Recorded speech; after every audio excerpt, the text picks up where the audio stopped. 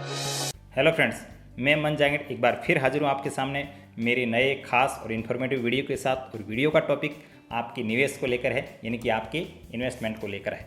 Mutual fund, ये शब्द आप अपनी किसी फ्रेंड से, किसी फैमिली मेम्बर से, किसी रिश्तेदार से सुना होगा या कहीं इंटरनेट पर देखा होगा, किसी एड्स में देखा होगा या सुना होगा। अब आप भी इसमें इंटरेस्टेड है, आप भी इन्वेस्ट करना चाहते हैं, लेकिन इसमें इन्वेस्ट करने से पहले आपके दिमाग में एक सवाल बार बार आपको परेशान करता है, आपके दिमाग को ट्रिगर करता है। वो ये कि कौन सा म्यूचुअल फंड मुझे सेलेक्ट करना चाहिए, कौन सा म्यूचुअल फंड मेरे लिए अच्छा है। जब आप किसी म्यूचुअल फंड को इंटरनेट पे सर्च करने जाते हैं तो एक लंबी लिस्ट आपके सामने आके खड़ी हो जाती है। जब आप किसी म्यूचुअल फंड डिस्ट्रीब्यूटर के पास जाते हैं तो ढेरों नाम आपके सामने रख देता है कि कौन सा म्यूचुअल फंड आपको चाहिए। तो म्यूचुअल फंड की इतनी बड़ी भीड़ में से, इस क्राउड में से आखिर कैसे एक अच्छा, एक बेहतर और बढ़िया म्यूचुअल फंड निकाला जाए, चुना जाए, जो आपके लिए बेहतर हो, आपको अच्छा रिटर्न दे, जो आपके लिए हो, आपकी एक्सपेक्टेशन के अकॉर्डिंग हो। तो आपके दिमाग में चल रहे इसी सवाल को आसान और हल बनाने के लिए मैं आज का वीडियो लेके आया हूँ। और वीडियो का टॉपिक आपने थंबनेल में देख ही लिया होगा कि एक बेहतर म्यूचुअल फंड कैसे चुना जाए।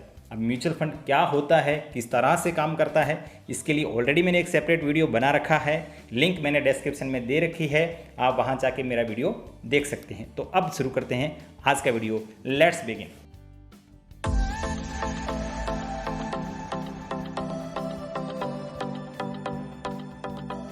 हेलो फ्रेंड्स, वेलकम अगेन दोस्तों, मैं हूं मन और आप देख रहे हैं मेरा चैनल मनी मैग्नेट।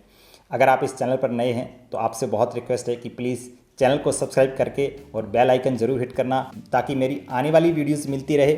साथ साथ मुझे आप लोगों की तरफ से एक मोटिवेशन मिलता रहे, ताकि मैं इस तरह की खास और इन्फॉर्मेटिव वीडियो आपके लाता रहूं और आपका नॉलेज हमेशा बूस्ट करता रहूं। अब आते हैं आज के टॉपिक पर।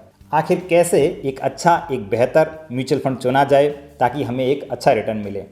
देखो, जनरली जो लोग तरीके यूज़ करते हैं वो तरीके मैं आपके सामने रख रहा हूँ और फिर देखेंगे कि वो तरीके सही है या गलत है। इससे जो फर्स्ट तरीका है वो है स्टार रेटिंग देखकर। देखिए, किसी भी म्यूचुअल फंड को आप स्टार रेटिंग देखकर सेलेक्ट करते हैं, चाहे आप इंटरनेट पे जाकर, किसी एप्लीकेशन पे जाकर, किसी वेबसाइट पे जाकर। जब आप किसी म्यूचुअल फंड को स्टार रेटिंग देखकर सेलेक्ट करते हैं या चुनते हैं, वो चाहे 4.5 हो, 5 रेटिंग का हो, तो क्या ये इन्वेस्टमेंट का तरीका सही हो सकता है? तो मैं कहूँगा कि ये तरीका गलत हो सकता है। वो तरीका इसलिए गलत हो सकता है क्योंकि किसी भी म्यूचुअल फंड की स्टार रेटिंग टाइम पर चेंज होती रहती है। तो ये कोई ज़रूरी नहीं है कि आज जो 5 स्टार रेटिंग वाला म्यूचुअल फंड है वो आगे भी 5 स्टार रेटिंग पर रहेगा। कभी हो सकता है कि 3 स्टार रेटिंग वाला म्यूचुअल फंड भी 5 स्टार रेटिंग वाला म्यूचुअल फंड बन सकता है। तो ये परफेक्ट तरीका या अपने आप में एक पूर्ण तरीका नहीं है। अब आते हैं आज के दूसरे तरीके पर। दूसरा तरीका ये लोग यूज़ करते हैं कि पास्ट ईयर्स का रिटर्न देखकर, पिछले 2-3 साल का रिटर्न देखकर लोग उसमें इन्वेस्ट करना पसंद करते हैं कि अगर रिटर्न अच्छा आया है तो म्यूचुअल फंड अच्छा ही है। तो आप कहेंगे कि क्या ये तरीका सही हो सकता है? मैं कहूँगा कि ये तरीका भी गलत है। वो इसलिए गलत है क्योंकि आपने देखा होगा पेंडेमिक के टाइम, यानी कोविड के टाइम, जब कोविड आया था और देश में लॉकडाउन हुआ था, या पूरे वर्ल्ड में ये कह दो कि लॉकडाउन हुआ था, उस दौरान मार्केट के अंदर एक बहुत बड़ा क्रैश आया था। मार्केट ने एक बहुत बड़ा डिप दिया था और उस डिप के बाद मार्केट में जब रिकवरी आई, जब मार्केट में एक ग्रोथ आया, तो उस दौरान एक लंबा बुल रन चला, ठीक है। और उस दौरान एक ख़राब से ख़राब, या मैं कह दूं कि बेकार से बेकार म्यूचुअल फंड ने भी आपको एक अच्छा रिटर्न निकाल के दिया, अच्छा रिटर्न दिया। 70%, 80% तक कई म्यूचुअल फंड ने रिटर्न दिया। लेकिन आज वो म्यूचुअल फंड मोस्टली स्टेबल हो गए, उनमें कोई खास ग्रोथ नहीं है। तो ये एक अपने आप में परफेक्ट तरीका या अच्छा तरीका नहीं हो सकता किसी भी म्यूचुअल फंड को सेलेक्ट करने का। अब तीसरा तरीका जो जनरली लोग यूज़ करते हैं वो ये है किसी फैमिली मेम्बर, किसी फ्रेंड या किसी रिश्तेदार को देखकर उस म्यूचुअल फंड में इन्वेस्ट करना। तो आप कहेंगे कि क्या ये तरीका सही है? मैं कहूँगा ये तरीका भी गलत हो सकता है।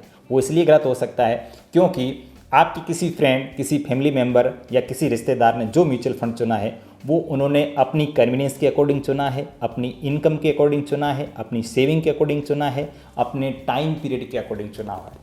तो ये वो सारे फैक्टर आपके लिए अलग है, उनके लिए अलग है। तो ये कोई ज़रूरी नहीं है कि उन्होंने जो म्यूचुअल फंड सेलेक्ट किया है वो आपके लिए भी एक म्यूचुअल फंड बेहतर हो सकता है। अब आप कहेंगे कि म्यूचुअल फंड को सेलेक्ट करने के जब ये सारे तरीके गलत है तो कौन सा आखिर सही तरीका है, या कौन से ऐसे टूल्स है जो एक अच्छा, एक बेहतर म्यूचुअल फंड चुनने के लिए हमारे लिए मददगार हो सकते हैं या हमें हेल्प कर सकते हैं।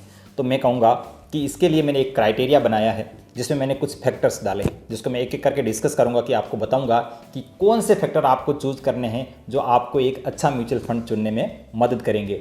देखिए, आप म्यूचुअल फंड नहीं, अगर आप कुछ और भी चीज़ अगर खरीदने जाते हैं, कुछ मार्केट में लेने चाहते हैं, तो आपके दिमाग में एक प्री प्लान होता है, एक स्ट्रक्चर होता है, और वो स्ट्रक्चर लेके आप किसी सेलर के पास जाते हैं। सपोज़ करिए आप एक कार खरीदना चाहते हैं और आप किसी कार सेलर के पास जाते हैं, तो आपके दिमाग में एक पहले से प्री प्लान होता है, एक स्ट्रक्चर होता है। आपने स्ट्रक्चर ये बना रखा होता है कि साहब देखिए, मेरे को तो एक पेट्रोल गाड़ी चाहिए, हैचबैक कार चाहिए जिसका बजट कम हो, माइलेज अच्छा हो। तो जब आप जाते हैं कार सेलर के पास और वो आपसे पूछता है कि सर आपको किस तरह की कार चाहिए, तो आप ये अपना सारा स्ट्रक्चर उसके सामने रख देते हैं।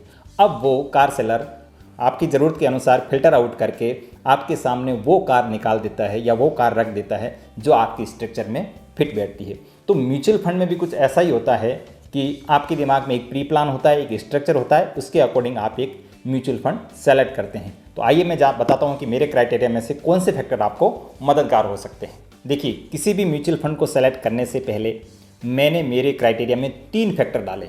देखिए, इन तीनों फैक्टर को आप चेक कर लीजिएगा कि आपके लिए कौन सा फैक्टर ज़्यादा मायने रखता है। उसमें से सबसे फर्स्ट है टाइम। देखिए, टाइम म्यूचुअल फंड नहीं, और भी कई चीज़ों में या और भी सारे इन्वेस्टमेंट में टाइम एक बहुत बड़ा रोल प्ले करता है, और म्यूचुअल फंड में भी करता है। अगर आप चाहते हैं कि मैं तो शॉर्ट टर्म आना चाहता हूँ, मुझे 2-3 साल के लिए किसी म्यूचुअल फंड में आना है और मुझे रिटर्न मिलना ही चाहिए, तो उस कंडीशन में क्या होगा, अगर आप एक इक्विटी म्यूचुअल फंड सेलेक्ट करते हैं तो हो सकता है आपकी खरीदने के बाद मार्केट का मूवमेंट साइडवेज हो सकता है, डाउन साइड हो सकता है, तो आपको रिटर्न वहाँ पर नहीं बनेगा। उस कंडीशन में आपको एक डेट म्यूचुअल फंड सेलेक्ट करना चाहिए। हो सकता है वहाँ रिटर्न कम मिले, लेकिन आपको मिलेगा। और अगर आप एक लंबे टाइम पीरियड के लिए आते हैं और आप चाहते हैं कि मेरे पास तो टाइम बहुत है लेकिन मुझे रिटर्न अच्छा मिले, आप वहाँ चाहते हैं कि मुझे रिटर्न बहुत अच्छा मिले, मेरे पास टाइम की कोई कमी नहीं है, उस कंडीशन में मैं कहूँगा आपके लिए एक इक्विटी म्यूचुअल फंड अच्छा या बेहतर ऑप्शन हो सकता है। अब आज का मैंने दूसरा फैक्टर सेलेक्ट किया है, रिस्क टेकिंग कैपेसिटी। देखिए, व्यक्ति की रिस्क टेकिंग कैपेसिटी अपनी अपनी अलग अलग होती है। कोई लोग चाहते हैं कि साहब मैं रिस्क बहुत कम लूँगा, मेरे पास इतनी कैपिटल है, मुझे रिस्क बहुत कम लेना है। तो अगर आप बहुत कम रिस्क लेने वालों में से हैं तो आपके लिए डेट म्यूचुअल फंड उस समय अच्छा है। आपको रिटर्न वहाँ पर कम मिल सकता है लेकिन ज़रूर मिलेगा। अगर आप कहेंगे कि मैं तो एक मीडियम रिस्क ले सकता हूँ, मुझे ज़्यादा रिस्क नहीं चाहिए और बहुत कम रिस्क भी नहीं, मैं मीडियम रिस्क ले सकता हूँ, तो उस कंडीशन में आपके लिए एक हाइब्रिड म्यूचुअल फंड अच्छा हो सकता है। मतलब इसमें इक्विटी और डेट का कॉम्बिनेशन होता है। वहाँ पर क्या होता है, कुछ पैसे पर आप फिक्स रिटर्न जनरेट कर रहे होते हैं और कुछ पैसे पर आप रिस्क ले रहे होते हैं, तो आपके लिए एक हाइब्रिड म्यूचुअल फंड अच्छा ऑप्शन हो सकता है।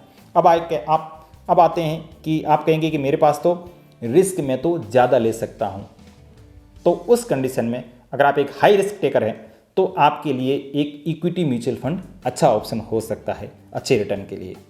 आप इसमें से सेलेक्ट कर लीजिए कि आप किस तरह से आपकी रिस्क टेकिंग कैपेसिटी है। तीसरा जो फैक्टर है वो है मोड ऑफ इन्वेस्टमेंट, यानी इन्वेस्टमेंट का तरीका। देखिए, अगर आप एक मुश्त इन्वेस्टमेंट करना चाहते हैं, लमसम इन्वेस्टमेंट करना चाहते हैं, या एसआईपी के रूप में इन्वेस्टमेंट करना चाहते हैं।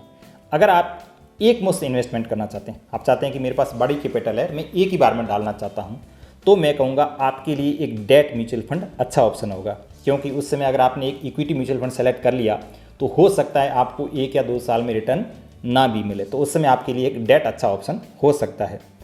अगर आप लमसम इन्वेस्ट करना चाहते हैं और आपको मार्केट का थोड़ा नॉलेज है और आप मार्केट की डिप पकड़ सकते हैं और हर बार डिप में आप इन्वेस्ट करते हैं, तो उस समय आपके लिए एक इक्विटी म्यूचुअल फंड अच्छा ऑप्शन है। अगर आप एक एसआईपी के रूप में इन्वेस्ट करना चाहते हैं, सिस्टमेटिक तरीके से इन्वेस्ट करना चाहते हैं, तो उस समय आपके लिए इक्विटी म्यूचुअल फंड ही अच्छा ऑप्शन है। क्योंकि आप हमेशा एसआईपी जब डालते रहेंगे तो आपकी जो म्यूचुअल फंड की जो एनएवी होती है उसकी प्राइस को आप एवरेज करके नीचे ले आएंगे और आपका एक अच्छा रिटर्न जनरेट होके आपके सामने आ जाएगा। तो मोड ऑफ इन्वेस्टमेंट पे भी डिपेंड करता है कि आप किस तरह से इन्वेस्ट करना चाहते हैं। ये जो 3 फैक्टर है जो किसी भी म्यूचुअल फंड को सेलेक्ट करने में आपकी मदद कर सकते हैं, ताकि एक मोटा मोटा आप इन तीनों कैटेगरी में से उन म्यूचुअल फंड को अलग कर सकते हैं जो आपके लिए सही है, जो आपके अकॉर्डिंग है। अब आप सोच रहे हैं कि आपने किसी इक्विटी या डेट म्यूचुअल फंड या हाइब्रिड म्यूचुअल फंड का स्पेसिफिक नेम क्यों नहीं बताया। देखिए, कौन सा डेट अच्छा है, कौन सा इक्विटी म्यूचुअल फंड अच्छा है, कौन सा हाइब्रिड अच्छा है, इसके लिए मैं एक सेपरेट वीडियो लेके आऊँगा जिसमें आपको सारी जानकारी दूंगा, तब तक आप मेरे साथ जुड़े रहिएगा, मुझे सब्सक्राइब और सपोर्ट करते रहिएगा और जल्दी ही मिलूंगा मैं आपको इसी तरह के खास वीडियो के साथ। तब तक के लिए बाय बाय।